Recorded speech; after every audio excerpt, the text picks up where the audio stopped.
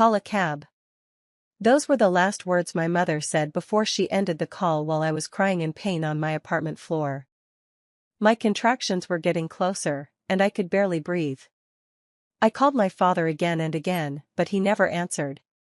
That night changed the way I looked at my family forever. And now, 3 months later, my mother suddenly wants to be part of my daughter's life after leaving me alone when I needed her most. Stick with me while I share my story, and if it touches you, don't forget to support our channel by hitting that subscribe button, dropping a like, and sharing it with the people you care about. My name is Kaya Vale. I was 28 and expecting my first baby. Things were already falling apart because my husband Damon had moved out a few weeks earlier after endless arguments. I was alone in my small apartment during a heavy storm when the pain suddenly started earlier than expected. I grabbed my phone and called my parents, hoping they would come help me get to the hospital. My mother Celine sounded annoyed instead of worried. She told me I always overreacted and said spending money on an ambulance was unnecessary. Then she told me to call a cab and hung up. I sat there shocked, staring at my phone while thunder shook the windows outside. I could hear my father's voice faintly in the background, but he never spoke to me directly. Neither of them called back. That was the moment I realized I could no longer depend on the people who were supposed to love me the most. I tried calling a few friends after my parents ignored me, but nobody picked up. The pain kept getting worse, and I could barely stay on my feet. I grabbed the wall in the hallway outside my apartment, trying not to fall, but my body finally gave out. I remember sliding to the floor and feeling completely helpless. A few minutes later, my neighbor Merritt Cole opened his door after hearing me crying. Merritt was an older man who mostly kept to himself, but the second he saw me, he rushed over without asking questions. He helped me sit up, grabbed my hospital bag, and carefully walked me to his car while rain poured outside. During the drive, I kept staring at my phone, hoping to see my parents calling back. I checked every few seconds, thinking maybe they finally realized how serious things were. But the screen stayed empty the entire time. Merritt kept talking calmly to distract me while I struggled through the contractions. He told me to focus on breathing and promised everything would be okay even though I was terrified. When we reached the hospital, doctors quickly rushed me into a room. After several hours, one of them explained that both me and the baby were in danger because of unexpected complications. Hearing those words made me realize how close everything came to ending differently that night. Merritt stayed in the waiting area the entire time. He didn't complain once or try to leave. Meanwhile, my parents never called, never texted, and never showed up. Just before sunrise, I gave birth to my daughter, Eloan. The moment I held her, something inside me changed. I knew right then I would spend the rest of my life protecting her from the kind of pain I grew up with. 3 days after Eloan was born, my phone finally rang with my mother's name on the screen. For a second, I thought maybe she was calling to check on me or say she was sorry for what happened that night. Part of me still wanted to believe she cared. But the moment I answered, I realized I was wrong. Celine sounded irritated, not concerned. She immediately started talking about how embarrassed she felt because some relatives had heard she never came to help me during labor. Instead of asking how I was recovering, she accused me of making the family look bad. She said I exaggerated everything and acted like the situation wasn't serious. According to her, she thought I still had plenty of time before going to the hospital. Hearing that made my chest tighten with anger. I remembered lying on the cold hallway floor alone while she ignored my fear like it meant nothing. I could hear my father in the background agreeing quietly with everything she said. He never defended me. He never once asked if his granddaughter was healthy. Then my mother suddenly changed her tone and asked, "So when are we coming to meet the baby?" I looked down at Eloan sleeping beside me in her tiny hospital bassinet. My daughter was peaceful and safe, completely unaware of the pain surrounding her birth. Something inside me hardened at that moment. I calmly told my mother no. The silence on the phone lasted only a second before Celine exploded. She accused me of being selfish and cruel. She said I had no right to keep a grandmother away from her grandchild. The entire conversation became about her feelings instead of what she had done. For the first time in my life, I didn't stay quiet to keep the peace. I didn't apologize or try to explain myself. I simply ended the call. The first few weeks with a newborn were harder than I ever imagined. Aloan barely slept through the night, and neither did I. I worked remotely from my apartment because I had bills to pay and nobody helping me financially. Most days, I answered emails with one hand while holding my daughter in the other. I was exhausted all the time, but I kept pushing forward because I had no choice. One evening, Merritt stopped by to bring groceries and check on us. While we were talking, he hesitated before mentioning something that caught me completely off guard. He told me he had seen Damon meeting with my mother outside a cafe a few weeks before Damon suddenly moved out. At first, I thought maybe it was harmless. But the more I thought about it, the more uneasy I felt. Damon had changed so quickly before leaving. He became distant, cold, and constantly repeated things that sounded exactly like my mother. I started going through old messages and remembering conversations I ignored before. Slowly, the truth became impossible to deny. My mother had been talking to Damon behind my back for months. She kept convincing him that I was holding him back and making his life harder. She told him I was too emotional and dependent. She hated that I stepped away from a fast-moving career after getting married, and she made sure Damon saw me as a burden instead of his wife. Then I learned something even worse. Celine offered to help Damon financially if he left quietly before the baby was born. Suddenly everything made sense. The timing, the distance, the way he walked away without fighting for us. I sat in silence after realizing the full truth. My mother didn't only leave me alone during the hardest moment of my life. She played a part in destroying my marriage too. That pain hit deeper than anything else. A few months later, my Aunt Brenna called and asked me to come to a family dinner. She said everyone missed me and wanted to fix the tension between us. I didn't trust the situation, but she sounded sincere. After thinking about it for days, I finally agreed to go. Part of me hoped things could at least become civil for Aloan's sake. It was the first time most of my relatives would meet my daughter. The second I walked through the door, my mother rushed over before I could even sit down. Without asking, she lifted Aloan out of my arms and started smiling proudly at everyone in the room like nothing had ever happened. I froze in shock. Celine carried Aloan around the house, showing her off while acting like the perfect grandmother. She laughed loudly, told stories, and accepted compliments from relatives who believed she had supported me through everything. One of my cousins even said, "Your mom has been amazing through all this." I could barely believe what I was hearing. For a while, I stayed quiet because I didn't want to cause a scene. But listening to my mother rewrite the past right in front of me became too much. I finally spoke up calmly and told everyone the truth. I explained that when I went into labor, nobody from my family came to help me. I told them my calls were ignored and that a neighbor drove me to the hospital instead. The entire room went silent. Several relatives looked confused while others stared directly at my mother. Celine's expression changed instantly. Tears filled her eyes, and she started acting wounded, accusing me of attacking her in front of the family. She claimed I was trying to embarrass her and punish her over a misunderstanding. Normally, I would have backed down to avoid conflict. That's what I had done my whole life. But this time was different.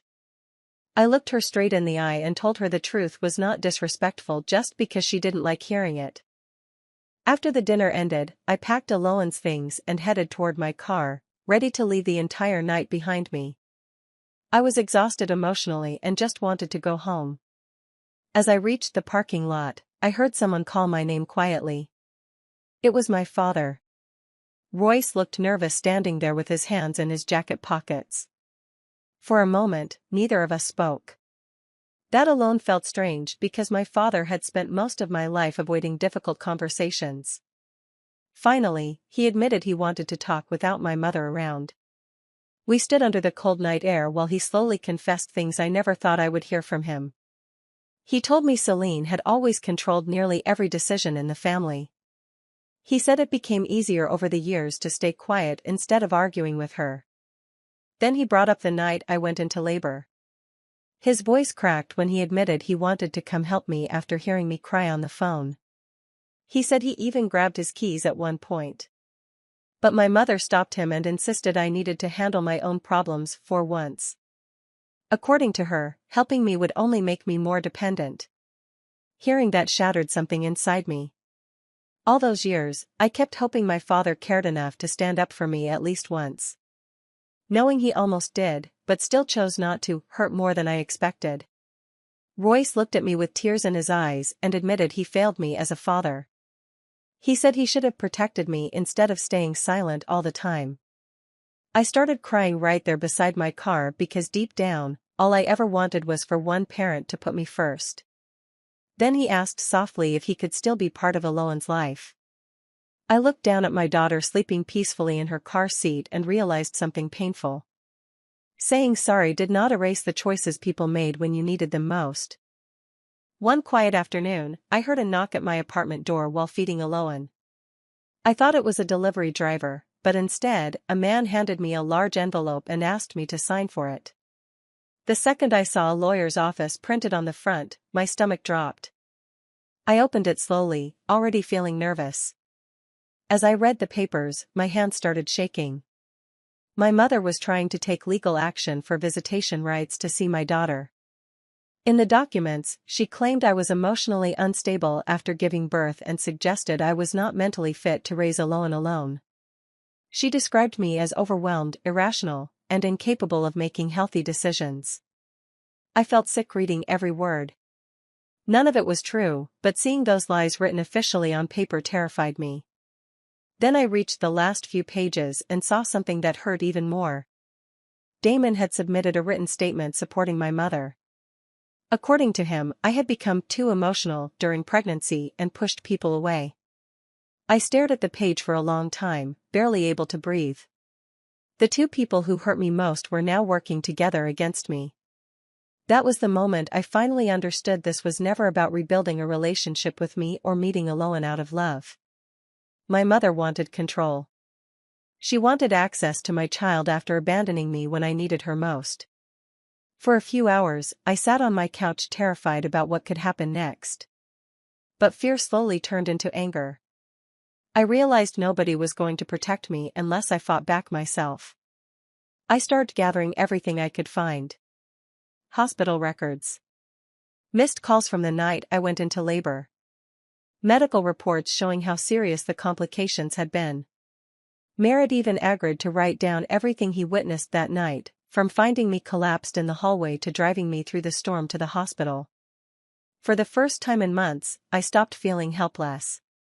I decided I was done letting people intimidate me into silence. The morning of the hearing, I barely slept. My stomach was in knots the entire drive to the courthouse. I kept looking at Alohan's photo on my phone, reminding myself why I had to stay strong. When I walked into the courtroom, my mother was already there. Celine looked polished and confident in an expensive outfit, greeting people with sad smiles like she was the victim in all of this. Anyone who didn't know the truth would have believed she was a caring grandmother fighting for her family. During her statement, she acted calm and emotional at the same time. She told the judge I had always been sensitive and claimed she was only worried about Alohan's well-being. She painted herself as someone trying to help while describing me as unstable and unreasonable. Listening to her lie so easily made my hands shake under the table. Then my lawyer stood up. She calmly presented the phone records from the night I went into labor. The courtroom screens showed every missed call I made to my parents while I was alone and in pain. 9 unanswered calls. Then one short call that lasted less than half a minute. My lawyer repeated my mother's final words from that conversation. "Call a cab." The room became completely silent after that. For the first time since the hearing started, my mother looked uncomfortable. Her confident expression faded while people around the courtroom exchanged looks. Then Merritt took the stand. He explained how he heard me crying outside my apartment and found me barely conscious on the hallway floor during the storm. He described helping me into his car while I struggled to stay awake from the pain.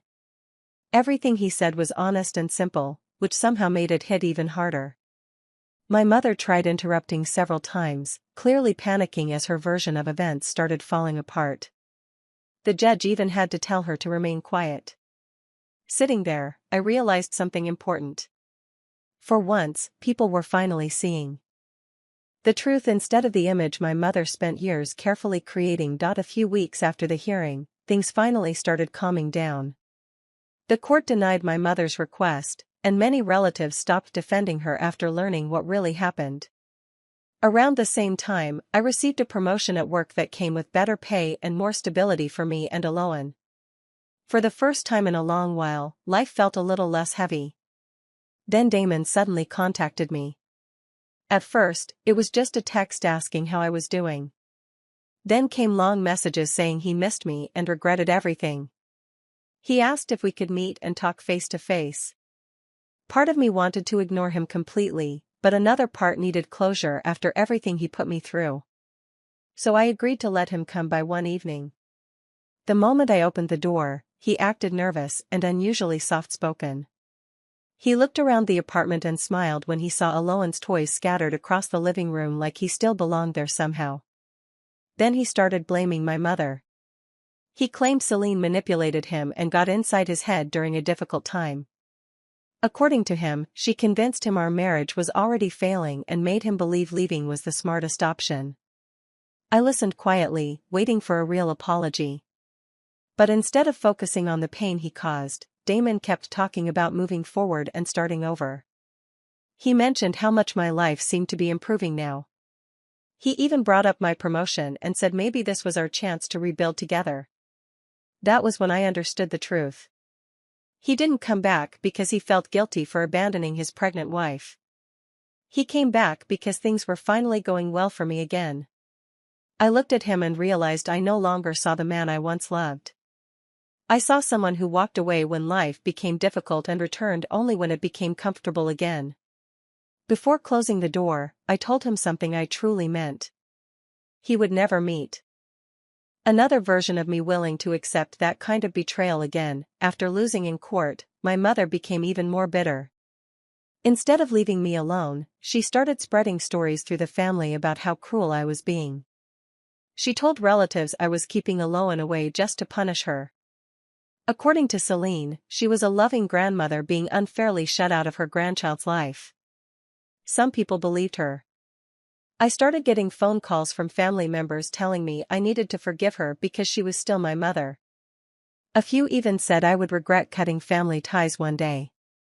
Nobody seemed to care about the pain she caused me.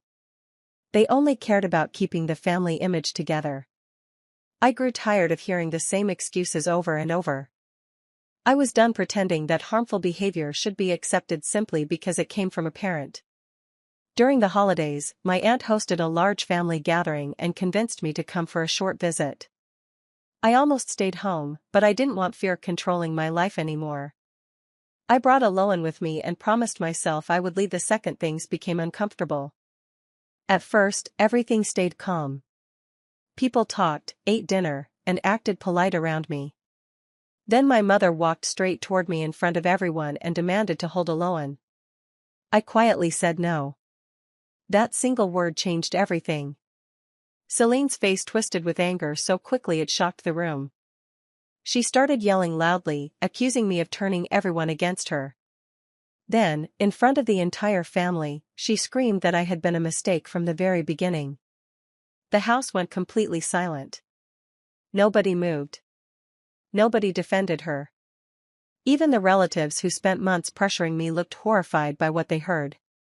I stood there holding Aloan close to my chest while my mother completely destroyed the image she spent years protecting. Oddly enough, I didn't feel heartbroken this time. I felt free. For the first time in my life, I stopped wishing she could become the mother I needed. After the holiday gathering, things started changing in ways I never expected. A few relatives began reaching out to me privately. Some apologized for ignoring the way my mother treated me over the years. Others admitted they stayed quiet because they were afraid of creating problems inside the family. Hearing those words didn't erase the past, but at least people finally stopped pretending nothing was wrong. My father also made a decision that surprised everyone. Royce moved out of the house and separated from my mother. He later told me he spent years convincing himself that staying silent kept the peace, but after what happened during the holidays, he could no longer deny the damage it caused. He started going to therapy and slowly tried becoming more honest with himself and with me. Our relationship didn't magically heal overnight. There was still pain between us, and some days felt awkward.